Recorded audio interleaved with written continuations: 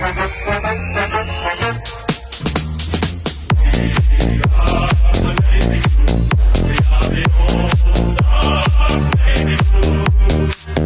and welcome to another episode of Baggers Chat. As always, I am joined by Mitchell, Jack, and Ethan. How are we, boys? Shit out. Bit flat. Yeah, this is one way to put it. Hey, Speech, where's the lid? Where's the Where's lid? the lid? Lid, fuck, Put it it is. back It is firmly on. Yeah. Firmly Stuck, on. Pato. No good. Good gag there, Pato. We like that. Good start. All right. Obviously, the Blues went down by 30 points. 13 goals, 14-92 to the Suns, to 8 goals, 14 to the Blues. So not exactly what we were hoping for or really expecting. I guess we all still had that little glimmer that we all had that little bit where we know there's always a chance to lose because we are the Blues at the end of the day, but we really didn't expect that. Well, I had us by 75, so I definitely didn't expect that. I think what did we lose by? 30 points plus 75, 105 points. Is that right, Speech? Yeah, that would be the correct maths. You're right. Yep. Thank you, mate. I just had to let you know that I can do math. I'm not too stupid. Ethan, how much did you have the Blues by, mate? 57. Nice. Speech. Look, I mean, I was the closest. I still wasn't really close at all, tipping us by 17, but You're It what, happens. 44 points off? Pato? Blue Baggers 43-point win. Unfortunately, that didn't go down well. Unfortunately, Blue Baggers. Luckily, we're Every not week. doing a tip on here because we would be very average. Alrighty. So it's our first loss, obviously, of the season. Still sitting inside the top 8. I think, though, if we were going to have one loss in the first few games, this is the one we really didn't want it to be. Like, if you lose, there's no honourable losses anymore, but if we lost to Richmond by a couple of points, maybe that's one thing. But I think losing to the Suns is pretty average, in my opinion. Did we underestimate or underevaluate the Suns, Ethan? 100%. I think they played fantastic against us. They really bullied us through the middle of the ground, and they denied the middle of the ground as well for us. So we had to find different avenues to goal, and we couldn't really find different ways to score. And they just took our game away from us. And yeah. Awesome. Speechley? yeah, I think as Daff said, with our entries inside 50, we said in the preview, you couldn't just bomb it in because Collins and Ballard have a field day with that. And that's exactly what happened. The rare times we were able to even get our hands on it and get inside 50, we just wasted it all day. So yeah, I mean, it's the last two times that we've played the Suns that we've gone in pretty clear favourites and have just absolutely shat the bed and gotten absolutely smacked by them. So it's concerning that, new coach and still the same old in a game that we should be, clear winners. So it's a little disappointing. Yeah, absolutely, mate. Completely agree. Pato? Yeah, I see it in a little bit of a different light. So obviously we didn't expect that sort of performance from Carlton, but I think in the past years, especially, Gold Coast have definitely played their best footy at the start of the season. And I am not overly concerned. I just think that this is probably just one of these bumps on the road because you need to remember this list is brand new. Like we brought in maybe 3 players who all played on the weekend who obviously are brand new to the system with a brand new coach. So obviously it's not going to be absolutely smooth sailing for the first 5 or 6 rounds. But obviously this stings because we all know what we've seen in the first 3 weeks, how good they've been. And to see that, it's unfortunate, but I think definitely it is down to how we respond next week. Because if I've been speaking to you boys all the past few days, if we lose next week, that's when it's a concern. Because if we don't respond, that's when it's a worry. Yeah, absolutely, mate. Well said. Obviously, it was Bossie's first loss as a coach of the Blues as well. I think it would have been second, I believe, if we had won. Obviously, if we won absolutely convincingly, it may have been first, but more than likely second, I think. Obviously, we lost Cripps at quarter time, was it?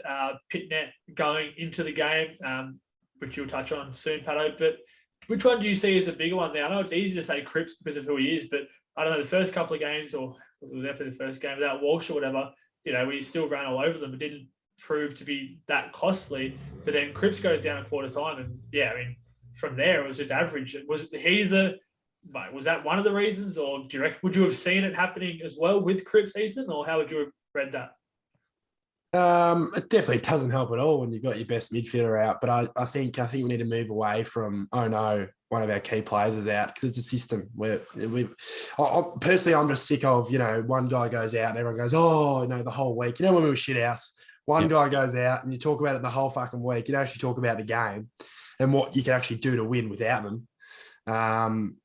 But yeah, it doesn't help. But it felt like even after kicking the first 2 goals, it just felt like one of those, they just didn't, I don't know, they just couldn't hit targets at some points and making mistakes. And it was just one of those Carlton games I've seen in the past. So Martin dropping chest marks, which we'll get stuck into a bit later on. But no, I do agree about that whole, sort of, I guess, carrying on, maybe not carrying on, but being reliant upon that one player. I think we saw that when Walsh went down, leading into this season, how annoyed everyone was. We can't be fully reliant upon one player. But in my opinion, I think Pitnet was probably I don't know about the bigger one, but it was certainly a huge loss, which was shown, as we'll get to in a second, with the hitouts and just in the ruck contest in general. I don't think TDK was really up to it. But Speechley, what are your thoughts, mate? Yeah, I mean, obviously at this point of the rebuild, I guess, it's next man up. I mean, one player goes down, the next player steps up. So I didn't think Cripps as much. I mean, he's obviously a great player, probably closely in the Brownlow right now, but I don't think that him leaving the game is what lost us the game, or would have lost us the game any other week. I think definitely Pedo was a bigger loss. I think, midfield can cover Cripps, but against Wits, it was just, having Silvani as your number 2 rock, who did do a pretty solid job as a number 2 rock, I must say, but it was just, not going to end well. So yeah, definitely miss Pedo, but yes, no excuses for that though. That was just a terrible performance all around. Absolutely, mate. We'll go to Pato, we'll go to Ethan straight after, because I was interested in the whole hands over the face thing, because it has been a talking point, Silvani in the ruck, so we'll go back to him. But Pato, what was your thoughts on it, mate? Yeah, I think definitely when Pitto was announced that he was going to miss, I was not really concerned. I was kind of like, well, okay, TDK has been playing well, but 100% we got absolutely smashed in the ruck. And you can't give too much shit on to TDK, because you need to remember he's still young, he's still a developing ruckman. It's kind of hard when you're being pushed forward with a second main ruckman. It's not like he's been playing as much ruckman as much ruck as he did last year. So I don't think I don't like absolutely shitting on our players. Like, I've seen a lot of people just shitting on our players. It's just like, it's not like they go out there to not try. Like, know that every single time they enter the field, they play for their jumper, and you can and they think that, obviously not us four, but supporters think that they don't, and they think that they know differently, but they're not in the football club. But anyway, just move on from that, because I don't really want to spend too much time on that. But I think TDK, you can't give too much shit to him, but that definitely shows that we definitely need Pitnet and how much he is actually, how much importance he has into this side. But also Cripper, at the time when he went down, I was kind of like, okay, well, Chera, Hewitt, Walsh need to step up, Kennedy need to step up, and unfortunately, they just didn't step up. You said not to talk about it too much, but I will just bring it back up real quickly. So I think it's an excellent point. And just on that as well, I think it's hard to shit on one player when it's hard to pick 100%. One good player, let alone one bad player. You know what I mean? Like, we lost, no one was good really. Like, you may have 1 or 2 that were serviceable, but it's a team game at the end of the day. You know what I mean? It's better to pick a player that probably didn't quite pull his weight as much in a win, let alone just going up, because you can probably make a case for everyone playing a bad game, really. So I think it's really unfair, unless it's to Plowman, then it's warranted. But just in no. But no, what was your thoughts on that actually, Plowman? Obviously, probably wasn't the fairest matchup. Ethan, what was your thoughts on Plowman's performance? Again, we're not shitting on anyone. But... No. I don't really shit on Plow at all. I just don't think he's up to it. Best 22 for our football club. I think he's a solid defender. That's what he brings. That's like, obviously, that being a defender, that's your number one thing, defending. But I just don't see what else he does. I know, it's not his priority, but he's just one of those guys, one-dimensional for me, I think, especially in a defence where a lot of our defenders are quite good ball users and attack a lot. You got Sard, Williams, Newman, even Weeders is a good by foot. He just, I don't know. I think he'll make way. Yeah, I think Pat will get to it in a sec about Omac's injury as well and how far away he is. But Speechley, you're a big fan of him, mate. What was your thoughts on Plowman's performance last week and sort of, I guess, throughout the year and whatever? Well, I mean, I thought it was really, really good against the Hawks. So it's just frustrating that he's still, he has that really good game, but then, I mean, like a lot of our players, I guess you could say, just still can't back it up. And I mean, it was just one of those games, I guess. It's a bit stiff as a defender. Ball's always coming in. You get no support from your mids, and it's just one of those games he's always going to get caught out. So it was hard to have a good game as a defender. But in saying that, he still was quite average, which sucked. I mean, you don't want any of our players to be having average games, but that's just the reality of it, I guess. Absolutely, Pato. Yeah, I think Speechley said it perfectly there. You can't, the ball was in the back line for 3/4 of the game. So to actually walk out with Chol kicking 3, but all right, I'll say this right now. I saw Plowman's game in a different light. I think he was actually okay. He wasn't obviously the best game he's played, not the worst game he's played, because agreed. Yeah. In my opinion, his direct opponent was Isaac Rankin. And Isaac Rankin came out with 1 goal. So I don't know. I mean, we say stuff about, he needs to do other stuff, but his job is to defend his player. And yes, we have other, but he doesn't need to get 15 touches with half rebounding, blah, blah, blah, because you don't need to do that sort of stuff because you've got the Sarge, you've got the Williams, you've got the Nick Newmans. You don't need to have those sorts of players. And I just think that, especially in 2020, when Plowman was probably playing his best footy, he kept those small forwards to 0 goals, 1 goal each week. So I mean, obviously, I think he will get dropped, unfortunately. But I don't know. I think Rankin didn't do much. And I thought that was Plowman's definitely a direct opponent. Yeah, no, good call, mate. Yeah. Just losing my voice here. All righty. Pato, do you want to get stuck into the injury list, mate? Obviously, leading into the game, we mentioned Pitto and Cripper, but anyone else? Yeah, so Cripper is unfortunately most likely to miss this week, which is unfortunate, but definitely something that is probably a little bit more positive than that what we more initially thought, because we thought he was going to miss at least 3. But yeah, interesting that it's turned out to be a week. That's what I'll say. But Pitternet, I think he should be back this week. But more news on that during the week as well. And Omac should be available. Whether we bring him through the VFL, not too sure. I don't think we will. But I just don't know who will probably come out. And also McGovern, probably about 2 weeks away. But he'll come straight back in as soon as he's fit. Am I right in saying Omac has, as we film this on Tuesday night, I believe it is tonight? Today, Tuesday? Yeah. Correct, yep. What up, mate? So I think there's one more test to get through, I think, Omac, and then if good there, then he's in as far as I know. Is that right? Yeah. So last week he initially had that test, and he still looked good, but I think he was training with the main team last week. But they just kind of just said, look, Lewis Young had a great game last week against Hawthorn, a bit like Ben Brown with Melbourne, probably a bit like you have Sam Wetterman who played really well. Probably don't really maybe give him another week, but I think Omac probably slots straight back in as soon as he's 100% fit. But I don't mind Lewis Young playing at all.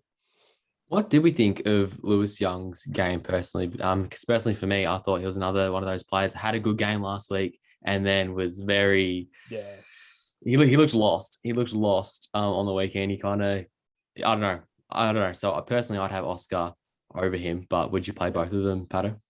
Once again, it's hard to tell because how often do you see the ball down that 3/4 of the game? Really, you can't blame the defenders. To me, we lost the game because of the midfielders. They didn't step up when it mattered most. So you can't put even we even put shit on Jacob Weitering. Oh, not us, but Carlton supporters put shit on Jacob Weitering. It's dude, he fucking won us the game last week, and I don't know. I think it's a tough one. I I know. I don't mind Omac playing, but it's also, as I've said, probably most weeks, it's a good problem to have. All right. What do you reckon, Daff? Do you play both or one or the other? Or You can't be playing both, I don't think. They're both very, key defenders. So I think it's, they're a like for like. So personally, I agree with you, Jack. I think Lewis Young struggled. I know the ball was down there a lot, but still, he just looked a bit lost. And I think Omac can slot straight back in. Well, in that case, then we'll talk about Plowman potentially being out. If they were both out, who are the two that come in, Ethan? If so, Plowman and Young was out, who comes in? So McDonald for Young and Stocker for Plowman. I agree. Speech, you agree with that, mate? Yep. Pato, Absolutely spot on, Duffy boy. 4 from 4, boys. All right, we'll get stuck into some of the, the stats where we just sort of got absolutely obliterated. So the hitouts is a good place to start, I think. 52-19, which is probably expected after when you watch the game and if you watch the game and you read that, it sort of reads true. Clearances 45-27, I guess, which is expected if you're losing the hitouts by quite a bit, unless they're hitting it to us. Stoppage clearances 32-16. Centre clearances weren't as bad, only losing by 2 there. We sort of spoke about the ruck, potentially bringing Murkov and all that in. But anything else to add to that big discrepancy, boys? I just want to add, when we're getting flogged that much in the hitouts, I think as a midfield collective, I don't know if it's either Gold Coast just game plan in the ruck is so good that they're not predictable in any way, shape, or form, or whether our mids were just not catching on to the fact that we were not winning any hitouts and that our positioning was off or whatever. Because there was, especially on boundary throw-ins, like took Miller, I don't think anyone was near him on boundary throw-ins for a lot of the games. I think our structure was very iffy, which, when we're getting dominated like that, it was a little hard to watch. That's a good call, mate. Yeah. Ethan, what do you think about that, mate? Yeah, well, I think in the first 3 weeks, you can clearly tell how we were winning our games, and that was clearance and stoppage work. Like our mids were dominating through the middle and stoppages and boundary throw-ins. We were just everywhere. But I think that's really why we lost the game. We just weren't hard enough for the footy. And you can't be losing the clearances by that much. Considering the depth we have in the midfield, it cannot be happening. It doesn't matter what team it is. It could be fucking Melbourne or the worst team in North Melbourne. It just doesn't matter. And I think it's more on the mids. Like Jack said, I think they're like, even, at quarter time, what are they talking about? What are they talking about? I'm not blaming coaches here, but what were they talking about to fix that? Because it can't happen over 4 quarters of footy. And it's I don't know. It's just frustrating. So you're still saying if we lose the hitouts by, almost triple, that we should still be winning the clearance? Or are you saying we need a better ruck structure plan, or just the midfields in general because of how, depth there? Well, obviously leading into the game, you're probably thinking Wits is going to be winning. And as a midfield group, you've got to be able to set up probably set up to where he's hitting almost, playing more defensively. But yeah, it's just obviously the hitouts, help and, they direct the footy to your midfielders, but, he's not putting on a platter to the Gold Coast midfielders every time. So they've just got to lift in that area, and it's going to be a massive, massive weekend for the midfielders against Port. Completely agree, mate. Pato? Couldn't say it any better myself. I just don't know what actually is going on because there was no changes. Like even at 3/4 time, I think the only change that I actually saw, which was a little bit interesting, was TDK going forward and Jackson Running starting the ruck. Like unless that was probably him accepting that Wits is dominating. So he just knows that as soon as that ball is on the ground, that's when he can get in front of Wits. But that's the only thing. Well, Hewitt probably started a little bit maybe during the second half on Tuke Miller, but Tuke Miller still came out with 31, 32 disposals. Like, it's just stuff like that. Like, even Noah Anderson, he played probably the game of his life with 34 disposals. He was playing 35. So yeah, with 35 disposals and 1 goal. It's just, and I hate to say it, but it just looks like the same thing that we saw last year. Because if something goes, obviously it's not going to be a perfect game. If something goes wrong at halftime, get the team together and actually talk about it and say, look, how is the game playing out? Because the coaches can't tell. Like, of course I can see the game, but the only players that the only people that can actually tell how the game is actually folding is the players. Like, yes, they can say, look, Tug Miller is absolutely dominating, but Noah Anderson's on the other side dominating as well. And you have like Chol, who probably played the game of his life at Gold Coast and probably arguably his whole career.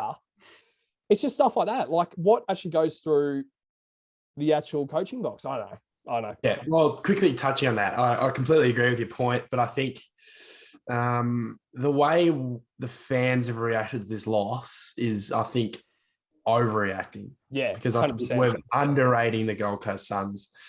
Like, really, they should be like the last few years. They've been dog shit, right? Complete dog shit. I know they beat us last year because we were dog shit as well, but they've improved, and you've got to respect that. They're at home. You know, you're not going to win every game. I know you'd rather win, obviously, but it's just like if you said we would be 3-1 after round 4 any day. But obviously the loss at Gold Coast you wouldn't have thought that would be the loss. Yeah. But yeah, it's just absolutely just a bit of respect for opponents, I think. All right, we'll get stuck into best on ground. If you can manage to conjure up one of them as well. Jack, this is an interesting one. We'll go straight to Jack, actually. Yeah, Jack, who you got for us, mate? It's a bit of a contrast from the start of Vegas chat, I must say. But I had Adam Sard as our best. Probably, I mean, not the best stats. But in a game like that, I don't think that's what matters. I think he had 23 touches, 530 meters gained, 10 intercepts and 6 rebound 50s. I just think defensively he was solid. Like, he was the chain. He stopped a lot of Gold Coast entries, and he just added a little bit of run that no one else was really giving. I think Zach Williams as well, as Pat will probably touch on. But yeah, for me, he was just the one sort of constant throughout the game. So he was my best on. Yeah, well said, mate. Pat, we'll go to you. I think speech is just sold you out, but Pat. Yeah, I think mine is pretty much a standout in my eyes. Zachary Williams, definitely the best game he's played in the Navy Blue. Arguably, maybe the best game he's played. Seriously, like 36 touches coming off a half back, pretty impressive. 31 kicks, 5 tackles, 72% efficiency. Especially in a game that was pretty heated. They did play well, Gold Coast, and the ball was down there a lot, as we've mentioned. I think he played bloody well, and I think he was definitely one of the players that definitely stood out in a very tough loss. You agree with that, boys? Heath, speech? You happy with Williams' performance? Yeah. Content. Not a convincing nod from Speechley, but we're good. No, we're good. All right. It could have been better. I mean, stats wise looks good, but yeah, could have been better. So with that though, is that the impact that he has with his disposals? Like, maybe you see Sard's impact, because I agree with Sard 100%, but maybe like there's 13 touches between them. So obviously you saw Sard's impact probably more than Williams. Is that right? Yeah, for me personally, yeah, that's what it was. But I mean, yeah, obviously Zach played a good game, but yeah, I mean, can't really nitpick when most of the team played pretty bad. Exactly right. Absolutely. That's why I thought I'd bring it up. Sard I couldn't argue with. Williams, I thought we'll see if we get a few differing opinions, but no, that's good. No, well done. Ethan? Yeah, so I agree with you both. So I had to go with someone different. One player that I think just does his job every week. I know the midfielders struggled, but George Hewitt, he still had 29 touches, 8 clearances, considering the numbers, how much we lost by in the clearance numbers. It probably almost got all of them, all 8 of them. 90% efficiency, which is huge. I think, once he got to the club, we all thought he was a bit of a, Ed Kerner, a bit scrappy, gets a lot of clearances, but he's, the hard ball gets, but 90% efficiency. 5 tackles. He just does his job. And I think when we're playing good, he's just going to get better and better and better, which you can see in the first 3 rounds. So, but I do agree with Adam Sard and Zach Williams. I think they've been good this season. Zach, especially, I think people are harsh on Zach just due to last year. I think we need to move on from that and really just look forward and base his, performances off how he actually plays rather than thinking about the negative past. Yeah, I completely agree, mate. Well said. Mine was, again, I agree with all of them to an extent, so I thought I'd go with a differing one, and one was Doherty. I think this since round one, since he came back in, I think this he's been really good, especially with what he's been through, obviously, which I've touched on a few times before. But yeah, the way he's come back, in my eyes, has been really good. 29 disposals, 17 kicks, 12 handballs, and 82% efficiency. We sort of make the joke about how he does kick it backwards quite a bit, so it's hard not to be efficient. But no, I just think he's been really well at structuring the back line. Since he got back in general, he's been good. Would you agree with that, boys? Spot on, mate. Sure, 100%. Great. Thanks. Really appreciate it. All right. Now, time for everyone's favourite part of the show. It's my favourite part of the show. I'm sure Ethan and Pato, it's your favourite part of the show as well. The return. The return, yeah, especially after a loss. We don't like losing. We want to win all the games. But if there's anything we look forward to after a loss, it is Speak Up, Speechley. Take it away, mate. Thank you for that lovely introduction. I appreciate it. I think we've kind of covered it a lot, but I just want to go into a bit more. It's just the midfield. It's just very disappointing. I mean, obviously we lost Cribber, but as I've been saying, that was the big opportunity for all the guys to step up. I think for me personally, I don't know if anyone else sees this way, but other than round one, and I know we missed round two, but Adam Cerra has been a little bit underwhelming. He's been a little bit underwhelming. He had his chance to step up big time on Sunday, and he didn't at all. Obviously, he wasn't on his own, but I think a big recruit like that, we gave up a lot for him. It was a really big opportunity for him to step up, and he didn't.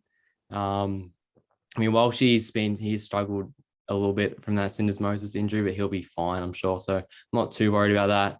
But I mean, Kennedy, I think Kennedy had played his worst game for a long time. He was really bad. I think his disposal was atrocious. And then, as we said, just positioning and structure wise, it was like David Teague was in the coaching box with our structure, and it was frustrating. And then obviously that put so much strain on our back line. And, I love my defenders. I always stand up for my defenders, and it was just hard to watch. And I just really, really hope that they get a good kick in the arse this week, and they fire up and dominate Port's depleted midfield with no Ollie Wines next week or this week. Bang, cop that. All right, that was good, mate. Well done. I like that. All right, just on that then. So who is I think Cerra is probably the one that copped it the most there, all these things safe to say. Just on Walsh as well, we'll go there real quick. I think he had close to 30, maybe 28 disposals, something like that. Correct me if I'm wrong. Is it like, I don't know, when do you say, like, he's been back for 2 games now? 3 games? How many games did he miss? He missed just round one. Oh, yeah, he missed one. That's right, yeah. But they're back for 3 games. When does you sort of expect him to start? Like, 28 disposals is still solid enough, but so he's actually getting the ball. Is it the impact he's having with the ball, in your opinion? Yep. So is that really anything to do with an injury? The impact he's having with the ball? I don't know. I think I'm going to say no, but I think just a little bit of penetration by foot is a little bit off, which you're going to get with an ankle injury. But so I personally give it this week against Port.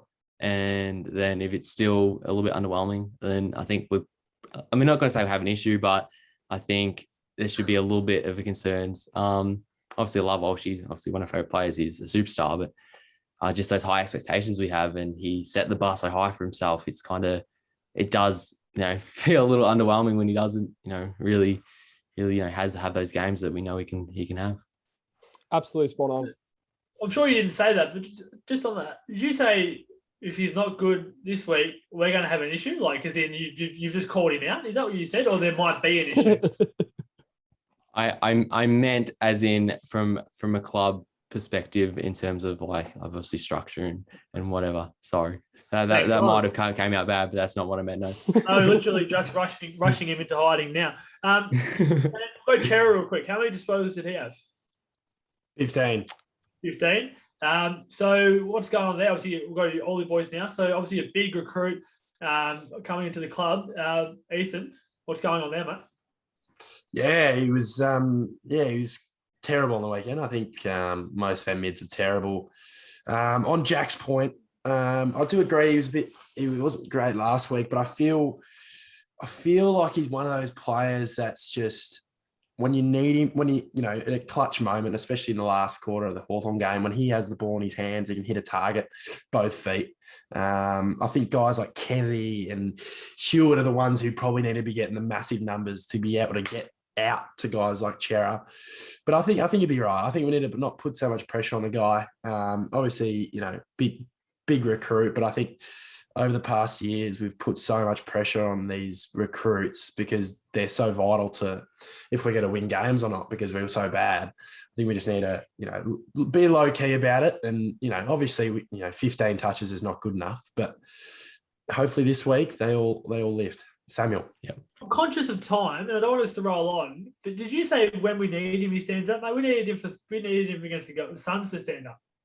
Yeah, but in situations like versus the Dogs or a game like Hawthorn, he's just a good ball user and he's classy. I think he's not the type of guy to get 30 every week. I think he's the type of guy to get 23 or 20 good possessions. But I understand your point. Do you put it down to, do you reckon Cripps going off had anything to do with it for that game? Is it, I don't know, does he set them up a little bit more? Is it him? Can they, there's more reliant, I guess, on him with obviously him going off and then who came on? Was it Fogarty came on? It was, Boydie. Boydie, sorry. Yeah. So obviously not like for like by any stretch of the imagination. So there's more, I guess, dependency on them. Is there an issue when Cripps isn't there about Walsh and Chera playing in the same midfield, or did you see anything there, mate, or not? No, I think personally, I think Walsh has got to play in the middle more.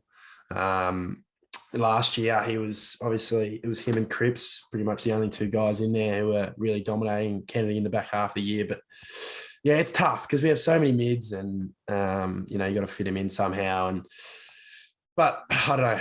I still rate our midfield and I still back him this week to bounce back. And all right, we'll get stuck into some questions, boys. We've only got a few here tonight. So obviously, Tez at Blue Abroad. Should we play Stock instead of Dow in that inside mid role? Obviously, shout out to Blue Abroad as well. Great friends of the show. But we'll go to you first, Speech. It's an interesting one. I mean, I personally have more faith in Stocker at the moment than I would Dow into having a consistent performance or him coming into the team and being able to perform. Whereas I think Dow is the better player, could probably have a better game, but I would still go Stock just because of that, what's the word? That comfort you get that he's going to be there, he's going to have a good performance or a solid performance. So yeah, that's my take. That's very well said, mate. I like that. Ethan? It's a great question. Personally, I think, Stocker was probably brought in as a midfielder, obviously with Walsh in that draft year.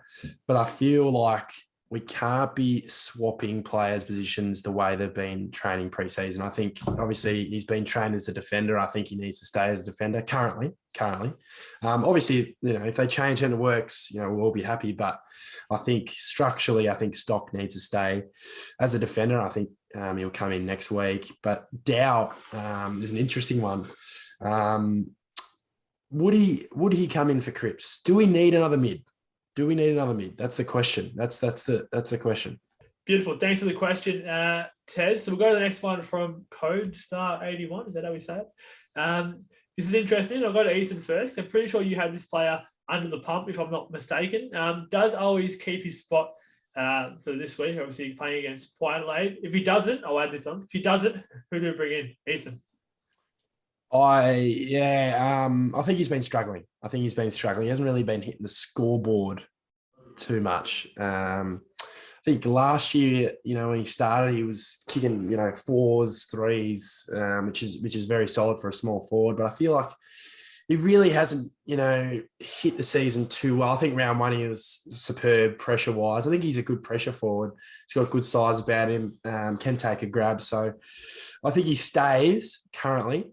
But I think a Jesse Motlop is knocking down the door. Beautiful, mate. Pato? Yep, always keeps his spot, in my opinion. Give him a few more weeks, like we did last year. Probably, I think he played like 7 games in a row, which is pretty good for always. I think he probably keeps his spot. And as Duff said, Jesse Motlop is absolutely tearing down the door for a seniors debut. Speechley? Yeah, just to touch on him, just briefly. What frustrates me the most about Owies is that he always tries to mark everything on the chest, even when there's a defender right on his hammer, and it just gets spoiled every single time, and it just frustrates me. Like, out in the hands, please, Matty. Out in the hands, please. But yeah, I think he keeps his spot, but definitely under pressure. Motlop's knocked on the door. Durden comes back. Obviously, Fogarty is also competing for that other position as well. So yeah, it is interesting. Awesome. Well said, mate. Thank you for the question. All right, we'll go to the next one. The last one from Khalid, I guess. One. Next man up didn't work over the weekend. What's your thoughts on that, Pato? Yeah, I think that's spot on. But as you said, probably through the whole episode, no one really played their role. There was no real standouts. There shouldn't be any standouts in a game like that. So yeah, probably it's been most of the episode talked about that actual point. But hopefully we move on to this week and respond.